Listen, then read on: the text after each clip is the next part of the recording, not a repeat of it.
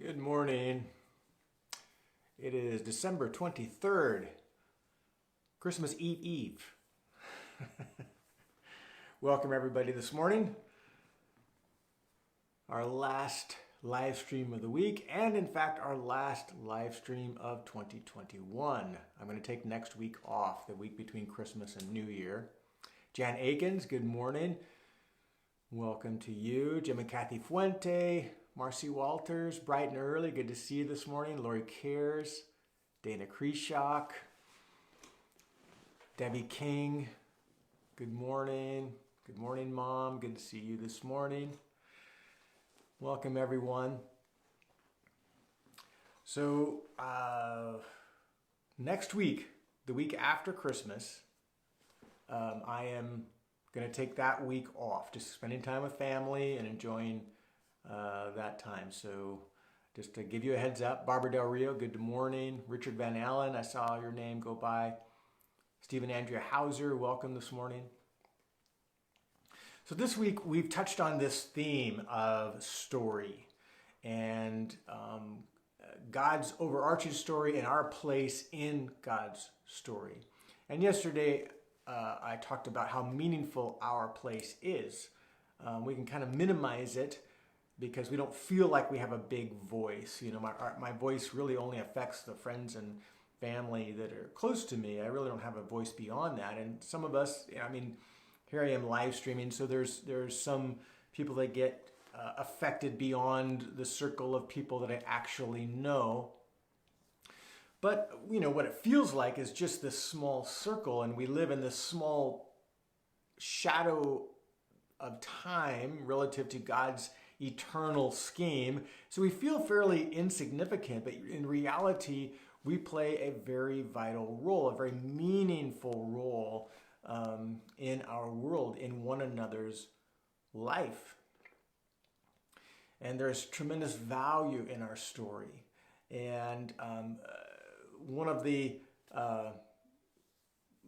great things about talking about story is diving a little bit deeper into our past that informs our present. So that's kind of where we left off yesterday, is looking backward in order to understand our present. I said that quote, the past is never in the past, it's not even past, meaning everything that has happened to this point, and particularly those things that happened when we were young and in our formative years in our life, shaped us to think a certain way, to view the world a certain way, and it influences how we think today. And I invited us yesterday to go back and begin to write our story. You know, God is the author of our story, and we are co-authors. God invites us because we make free will decisions every single day. We think that our life is shaped by our decisions. Much of it is, but much of it is how life has shaped us. The family we grew up in, what our life experiences were that we had zero control over, that happened to us, or the physical limitations or life limitations that we experience that have nothing to do with our choice. So there is this sense of God authoring our life experience, and then our having choices every single day to create and co-author this life with God for His glory and for deep and rich meaning for us. And so everyone's story consists of a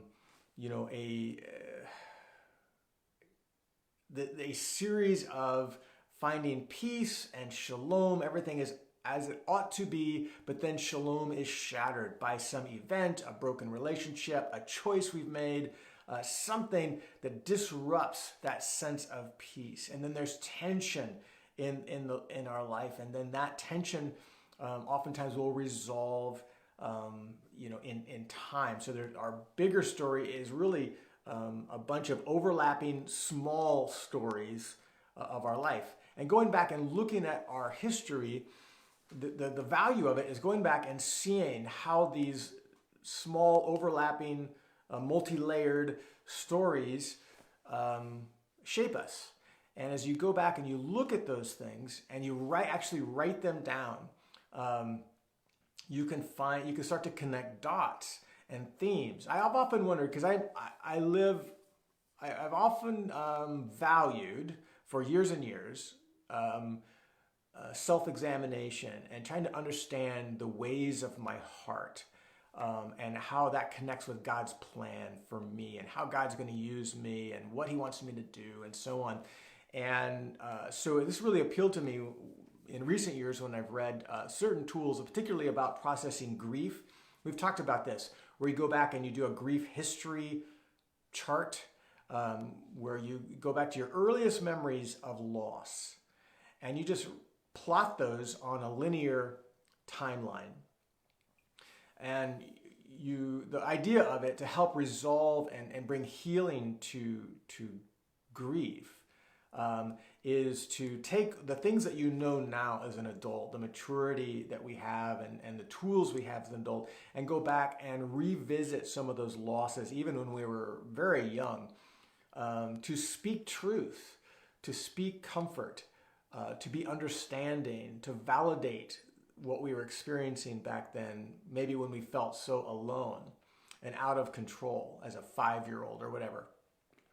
And you speak truth to that person, that 5-year-old, that 15-year-old, that 25-year-old.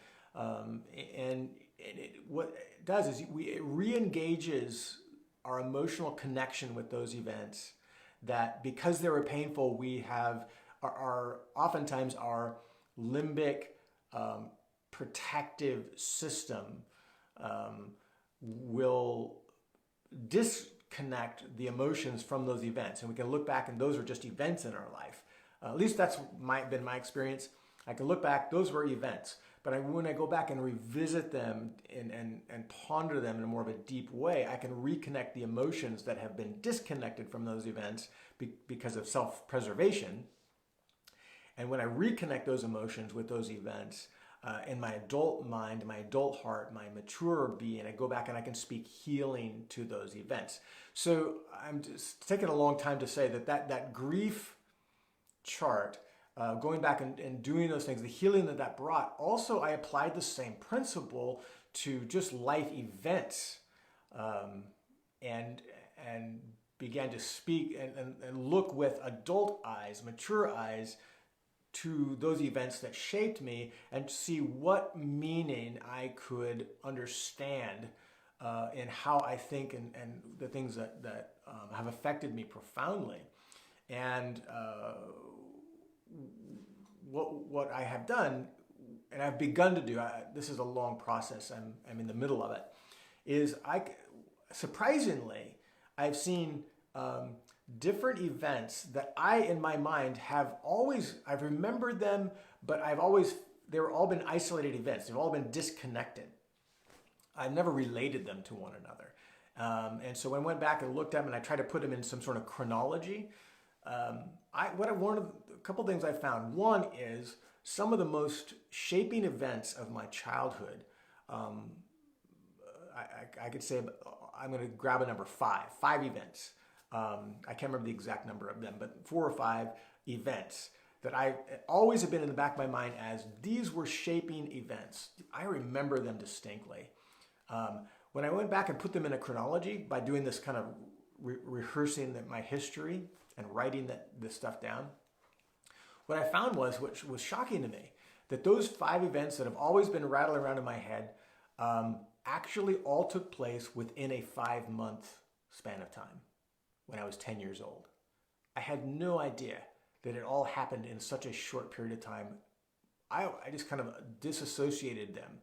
And now I realize why they've been so shaping in my life, why they've always stood out in my life, is they happened all at once and within 5 months. And that brought some deeper meaning to why they were so shaping, and actually why I think the way that I do, how I view the world, how I view relationships, and so on. I can track back to some of those things, back to things like that. So first of all, doing this history, it helps you to connect dots that were formerly disassociated in our mind. That was really helpful for me. And it's like, wow, that was kind of when you put it all together, that was significant. It was kind of traumatic for me as a 10-year-old. And then also, I was able to start to pick up themes. Because I always wondered, the way I think and the way I react to the world, is that something I was born with? Is that something that was wired into me, a part of my temperament? Or was it because of my life experience, nature versus nurture, and trying to distinguish between those two things? But going back and looking at my life history, I can see how some things are temperament, something I was born with, something I'm wired to react to the world a certain way. But then some things are a part of my environment, a part of how I grew up, a part of my life experiences. And those things, it's so helpful to see some of the themes that have come out. For me, themes of being very approval oriented. I'm also very dutiful. There are things I ought to be doing. I ought to be, growing up, I ought to be a better student. I ought to read my Bible more. I ought to be a good person. I ought to be a nice person. My mindset is very dutiful. And that's linked to my desire for approval, validation. And I think those things are also linked to some very negative experiences I've had in my life of being betrayed, abused by important adult mentor type figures in my life that just rocked my understanding of any kind of safety in the world.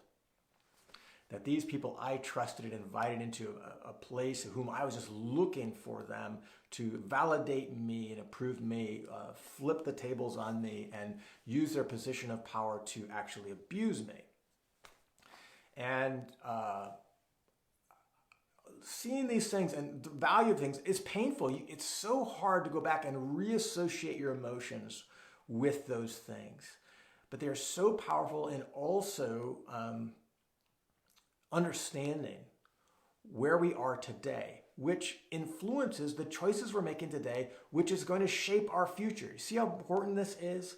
It's like, that's all in the past. It's so painful. What good is there to go back and look at it? I'm telling you, there's a ton of value in going back and looking at these, even these painful things, because you start seeing themes, you start connecting dots that you formerly disassociated. You're reconnecting emotions to things that, because of your self-preservation as a child and a young person, that you have completely disassociated emotions with those events. And it's so healing to go back and revisit those things. Painful, but it can be a source of healing. And here's the end result.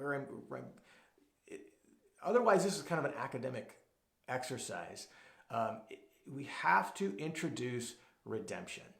And I've talked about this several times, how redemption is the payment of a debt to reacquire possession.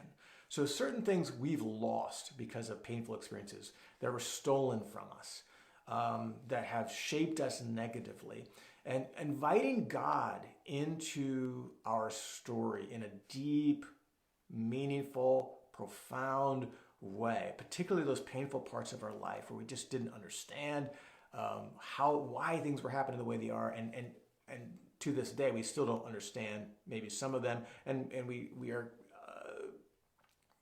it's hard for us to understand even how our mind works today. Why am I so hung up on this? Why does that thing, when it happens, so triggering to me? We have these questions. Going back helps us to begin to connect the dots and answer those questions. And because they're painful, we must, as believers, invite God into that sacred, holy space of our vulnerability and our pain and our sorrow and our loss.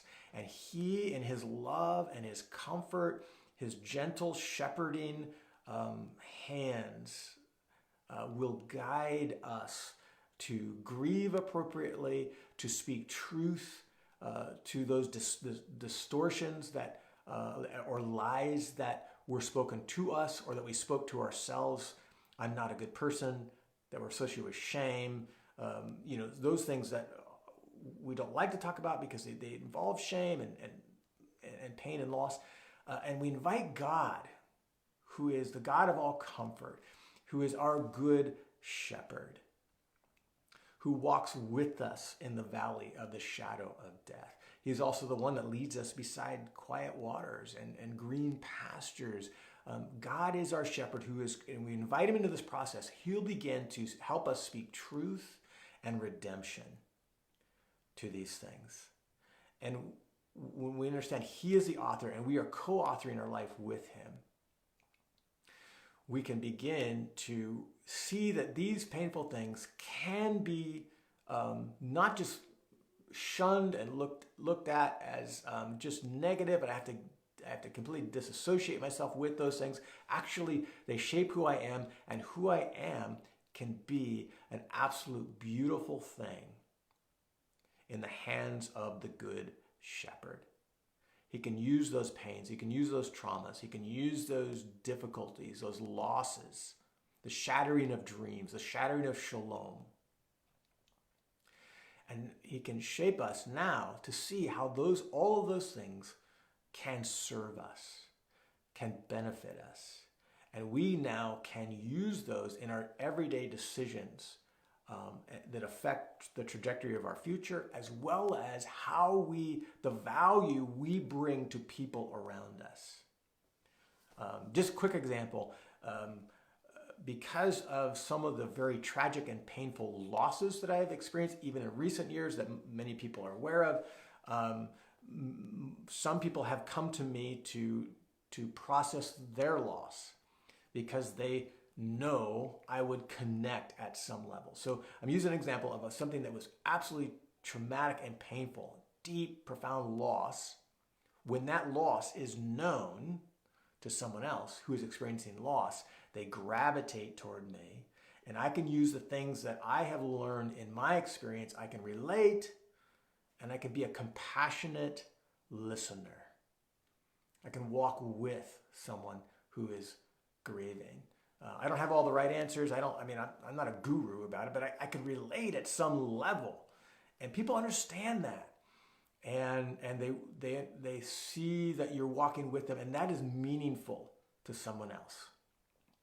So God takes the very painful things about our life and the things that shaped us, the things we had no control over, and the things that we've chosen to mix it all together and apply redemption so that we in turn can affect the people around us in meaningful, deep ways.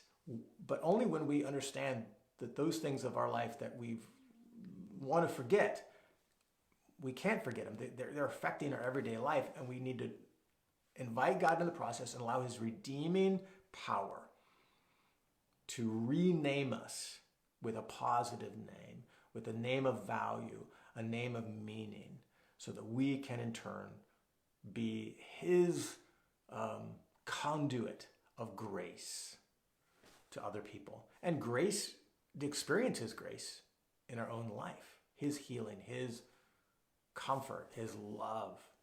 There's so much. This is such a complex idea. So much to talk about it. I only gave 4 days of this week to kind of introduce the idea. It takes so much work, but it's so valuable. Your life matters. Even your most painful, shameful aspects of your life experience are the very things that God uses for us to be human and to connect with the divine nature that God has put in us, made in his image, to love, to have compassion, to encourage, to affirm other people around us, as we ourselves have been comforted, have been affirmed, have been validated by God. So Lord bless you. I will see you on the other end of 2021. So we're going to pick up. I said this in the beginning. I'm taking next week off from doing the live stream. Going to be with family. Enjoy our girls being home for next week. And so it's the Monday, the 3rd, January 3rd, 2022 is when we'll pick up our live stream once again. Enjoy your Christmas. Maybe I'll see you at our Christmas Eve service here at 7 p.m. It's going to be a great candlelight service. Enjoy your Christmas day. Enjoy family, friends, and most of all, enjoy Jesus during this season. Lord bless you. See you in the new year.